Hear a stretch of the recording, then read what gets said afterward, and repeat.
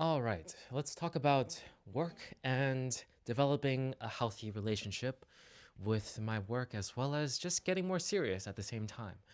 So, oftentimes there's been a big pattern in my life where I I feel like I've done a lot of work and then I get really really tired of it. So, for instance, editing, right? I've done so much editing to the point where I hate it now.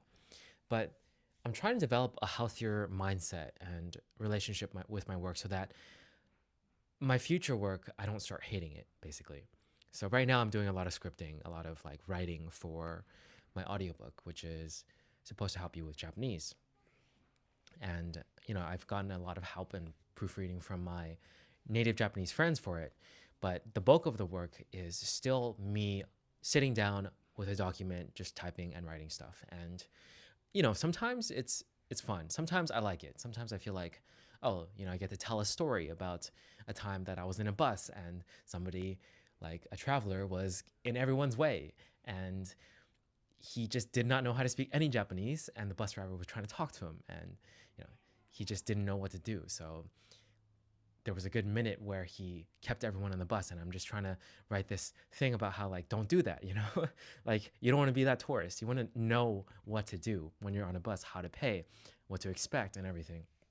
So when I'm writing stuff like that, I feel like, oh, it can be fun, especially if I'm, like I said, telling stories. But at the same time, sometimes it's kind of boring. Sometimes it's just like typing stuff that is a little generic. I've known this already. I notice this a lot with like tutorial stuff. Whenever I create tutorials, I get a little bored because I'm like, I'm just giving information, condensing information, and just delivering it, right? In the most concise and clear way possible. Because I think that's probably the best way of teaching. That plus, it depends on what you're teaching, obviously. But most of the time I feel like it's a very good way to teach it. Is just show them very, very clearly and concisely, this is how you do it. This is what you need to say. But it can get boring sometimes doing that, especially if you're doing that for days in a row.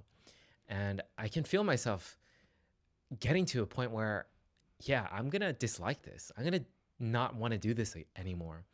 So I'm thinking to myself, how do I develop a healthier relationship with this to the point where I don't end up hating it like how I did with editing? Because I don't want that to happen. And even with editing, I'm like, I'm going to have to do it again in the future. How do I also go back from hating it to feeling neutral about it or even possibly liking it again? Because at a certain point, I did enjoy certain aspects of editing. So I'm thinking to myself, how do I do this? What is the solution? And I don't have a very, very, very clear one, but I do know that one thing I should do is to set my expectations correctly. For instance, lately, I've been actually trying to track my progress. So, for instance, whenever I'm typing, after 1 hour passes, I'm like, okay, I wrote about 800 words for this 1 hour. Then I do it again for another hour. And this is real data also. I now wrote about 1,200 words, and then I did it again. Now I wrote about 1,300 words, and I take the average, make it simple. Write about 1,000 words per hour is how much I write. And this is also like me doing some proofreading, doing some reviews, doing some research to make sure what I'm saying is correct because, I'm writing this for a language. I'm not just like typing for a video script. I might be even faster for that. It's various lengths, various like amounts of things I can do. And I need to track that for different things, different parts of the process. So then I have a very, very clear idea of how much time it actually takes me to do something. Because back then, especially for editing, I would expect myself to finish it way faster than I thought I could. And I don't know why I had that expectation. I guess time is just not a thing when I'm editing because so much time passes when I edit to the point where I'm like, seriously, did 8 hours just pass and I just sat down and started editing all these tutorial videos for my Skillshare class or something? And then I'm like, shit, I spent so much time on this and I hate it. I feel like really bad because I expected it to be like maybe 3 hours, but it ended up being eight. So that was a big thing and a big factor to why I disliked the work is because it was a time sink. It felt like I just wasted so much time. It wasn't a waste because I did the work, it was work, but it still felt like I wasted time somehow because I expected to finish faster. So the amount of time, the difference of the time that I expected compared to reality was the time I wasted, and it felt bad.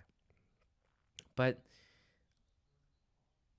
that isn't a factor if I actually write down and figure out how much time it really takes me to do something. So that's one solution I've been trying, is just to set my expectations clearly and know how much time it takes to do something based on real data that I collect on myself. And I don't know why it took me this long to actually do it, to actually feel like, yeah, this is something I should probably fix, is my relationship with my work, and having a healthier one, and having better expectations on how long it takes to do things, and matching my expectations with reality a lot more. I I think that that's going to help a lot. I hope so. And also, me getting serious with it is this is actually putting in the time, and also starting the challenge of like waking up and spending at least 4 hours on it the moment I wake up, like the priority work, right? Whatever will help me reach my biggest goals. That's like what I should be doing first, the first thing in a day. And I'm starting like a challenge where I make that a thing for at least 30 days. Just get up, do the thing. Right now, that's working on my audiobook. And then making sure that whatever expectations I have based on data is met. So if a chapter is about 2,000 words, for instance, then I should be able to finish around 2 chapters per day. Of course, that rarely happens because I, the days stack up and you get kind of tired. So sometimes it's like 3 hours spent and you need a break in between. So it's not always 4 hours, but it's close to 4 hours. So at least the session is around 4 hours. And like sometimes you're not as optimized either. So yeah, the whole data thing, it doesn't always work, but at least it gives you a baseline, right, to work with. And you can be like, "Yeah, today I feel not as good or not as focused, I guess." But there's a lot of things that go into it for sure. But at the very least, it's better than just having false expectations and like being hurt by it, or feeling like you're starting to resent your work, or develop a unhealthy relationship with your work, or starting to burn out because of it. So you can pace yourself better and actually do the work more continuously versus the way I've been handling it, which is a lot of stopping and going and stopping and going, because I always do these sprints, and then I'm just so tired at the end that I just don't want to do it for a while again. And then I recover, and then I do another sprint, and then yeah, it's that basic concept of slow and steady wins the race, right? So that's what I've been trying to do more with my work, and it's gonna take some time to get there. I think this is one of the biggest challenges for me, is to be more consistent with it, rather than that on and off sort of pattern that's been going on for a while. So let's let's make that happen. That's a big challenge for me.